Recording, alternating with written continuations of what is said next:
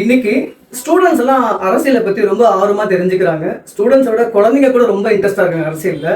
So இன்னைக்கு அரசியல் எப்படி இருக்குன்றத விட இதுக்கு முன்னாடி அரசியல் எப்படி இருந்தது, அரசியல் தலைவர்கள் யார் என்ன பண்ணாங்கன்றத கொஞ்சம் வரலாறு கொட்டி பார்க்கலாம்.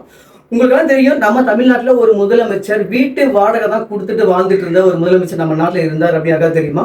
அவர் வேற யாரும் இல்ல, நம்ம காமராஜர் தான். இன்னைக்கு நிறைய நலத்திட்டங்கள்லாம் கொண்டு வந்தாரு. ரொம்ப நேர்மையா வாழ்ந்தாரு, உங்க எல்லாத்துக்கும் தெரியும். அதை விட ரொம்ப எளிமையா வாழ்ந்தாரு, அதெல்லாம் உங்களுக்கு தெரியும்.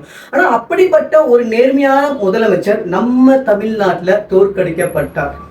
ஏன் தோற்கடிக்கப்பட்டார், யாரால் தோற்கடிக்கப்பட்டார், இந்த உண்மையெல்லாம் என்ன உங்களுக்கு யாருக்காவது தெரியுமா?